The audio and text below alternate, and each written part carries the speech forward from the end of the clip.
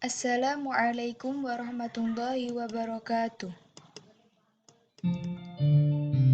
Perkenalkan, saya Risalatul Muawanah, mahasiswi Institut Agama Islam Negeri Tulungagung, jurusan Tadris Matematika, kelas 2C.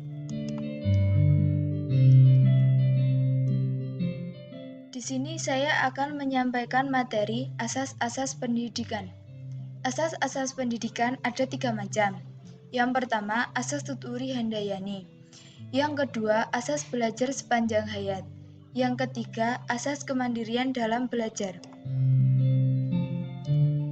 Yang perlu kita ketahui pertama adalah, apa itu asas? Asas ialah prinsip dasar yang menjadi acuan berpikir seseorang dalam mengambil keputusan-keputusan yang ada dalam hidupnya. Adapun pengertian asas-asas pendidikan. Asas pendidikan merupakan suatu kebenaran yang menjadi dasar atau tumpuan berpikir, baik pada tahap perancangan maupun pelaksanaan pendidikan. Khusus di Indonesia, terdapat beberapa asas pendidikan yang memberi arah dalam merancang dan melaksanakan pendidikan itu. Asas-asas tersebut bersumber baik dari kecenderungan umum pendidikan di dunia maupun yang bersumber dari pemikiran dan pengalaman sepanjang sejarah upaya pendidikan di Indonesia. Berikut penjelasan macam-macam asas-asas pendidikan. Yang pertama, asas Tuturi Handayani. Asas Tuturi Handayani yang merupakan asas pendidikan Indonesia hingga saat ini bersumber dari asas Taman Siswa. Asas ini dikumandangkan oleh Ki Hajar Dewantara yang kita kenal sebagai Bapak Pendidikan Indonesia. Kemudian dikembangkan oleh Dr. Andes RMP Sastro Kartono dengan menambahkan 2 semboyan lagi. Kini terdapat 3 semboyan yang kemudian menjadi satu kesatuan dalam asas. Yang pertama, ing ngarsa sung tulodo, jika di depan memberikan contoh. Yang kedua, ing madya mangun karso, di tengah memberikan semangat atau dukungan. Yang ketiga, Tutwuri Handayani, di belakang memberikan dorongan. Menurut asas ini, dalam penyelenggaraan pendidikan, seorang guru merupakan pemimpin yang berdiri di belakang dengan bersemboyan dari Tutwuri Handayani, yaitu tetap mempengaruhi dengan memberi kesempatan kepada anak didik untuk berjalan sendiri dan tidak terus-menerus dicampuri atau diperintah oleh guru. Guru itu hanya wajib menyingkirkan sesuatu yang merintangi jalannya anak didik untuk bertindak dalam pendidikan. Asas yang kedua yaitu asas belajar sepanjang hayat. Asas belajar sepanjang hayat merupakan sudut pandang dari sisi lain terhadap pendidikan seumur hidup atau lifelong education. Kurikulum yang dapat merancang dan diimplementasikan dengan memperhatikan 2 dimensi, yaitu dimensi vertikal.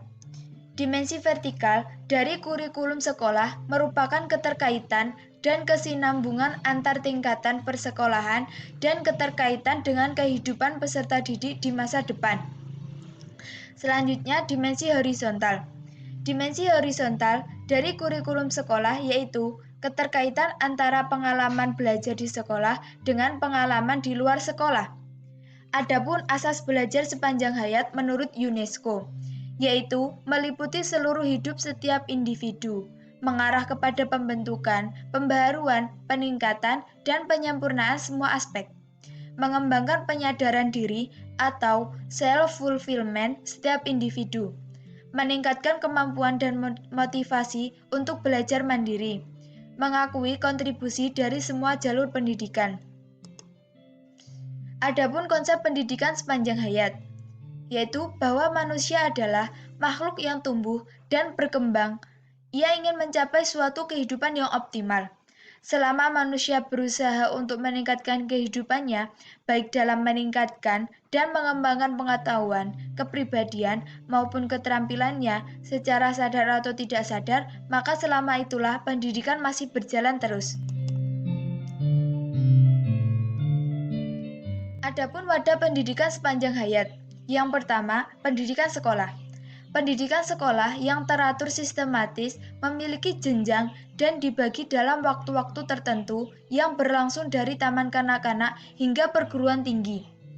Yang kedua, pendidikan informal. Pendidikan informal merupakan pendidikan yang tidak dilembagakan, yaitu proses pendidikan yang proses pendidikannya diperoleh dari seseorang yang berpengalaman dalam sehari-hari dengan sadar atau tidak.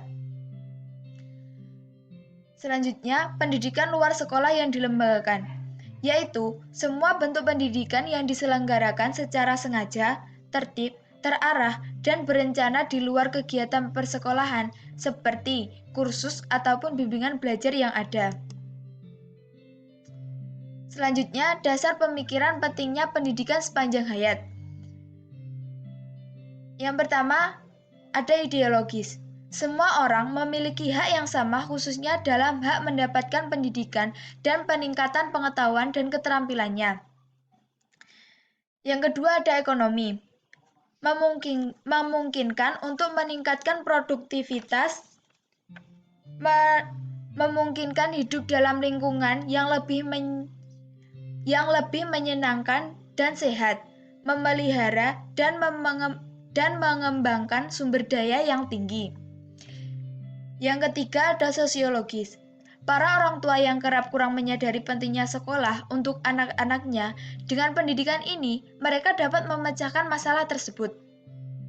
Yang keempat ada politik.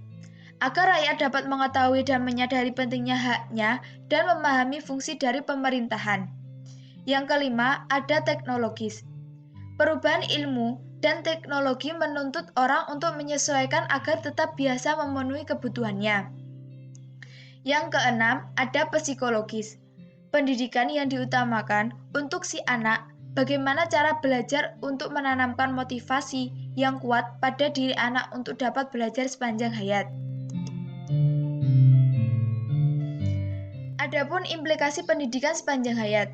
Implikasi pendidikan sepanjang hayat ada dua macam. Yang pertama, implikasi pada program pendidikan. Yang kedua, implikasi pada sasaran pendidikan. Yang pertama, implikasi pada program pendidikan. Ada baca tulis, kejuruan, profesional, arah perkembangan dan perubahan, kewarganegaraan dan kedewasaan, publikasi kultural dalam pengisian waktu luang. Baca tulis ini merupakan pendidikan dasar bagi manusia untuk dapat menjadikan manusia ini memiliki kesanggupan dalam membaca, menulis, dan sebagainya. Pendidikan kejuruan. Dengan majunya teknologi dan industrialisasi, maka pendidikan kejuruan tidak boleh dipandang sebelah mata. Karena di pendidikan kejuruan ini terdapat fasilitas yang menunjang untuk menjadi tenaga kerja yang produktif. Selanjutnya, pendidikan profesional, yaitu pendidikan ini perlu mengikuti perubahan dan sikapnya terhadap profesinya masing-masing. Selanjutnya, pendidikan arah perkembangan dan perubahan. Dengan perkembangan ilmu pengetahuan dan teknologi, pengaruhnya telah mengarah ke berbagai aspek kehidupan masyarakat, seperti barang-barang elektronik telah menggantikan alat-alat yang manual. Kemudian, kewarganegaraan dan kedewasaan. Dalam hal ini, kedewasaan warga negara dan para pemimpinnya di sebuah negara itu penting. Hal ini untuk mewujudkan pendidikan yang berkualitas. Yang terakhir, publik kultural dalam pengisian waktu luang. Seorang ini disebut terpelajar karena harus memahami dan menghargai nilai-nilai yang terkandung dalam lingkungan masyarakat. Yang kedua, implikasi pada sasaran pendidikan. Sasaran pendidikan ini tersasar pada petani, remaja yang putus sekolah, pekerja yang berketerampilan, teknisi dan golongan masyarakat, pemimpin masyarakat, dan anggota masyarakat yang sudah tua.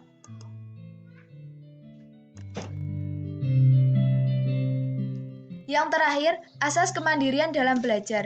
Dalam kegiatan belajar mengajar, sedini mungkin dikembangkan kemandirian dalam belajar itu dengan menghindari campur tangan guru. Namun guru selalu siap untuk ulur tangan bila diperlukan. Perwujudan asas kemandirian dalam belajar akan menempatkan guru dalam peran utama sebagai fasilitator, informator, dan motivator. Salah satu pendekatan yang memberikan peluang dalam melatih kemandirian belajar peserta didik adalah sistem CBSA, cara belajar siswa aktif. Sekian penjelasan materi dari saya. Apabila ada kurang lebihnya saya mohon maaf. Wassalamualaikum warahmatullahi wabarakatuh.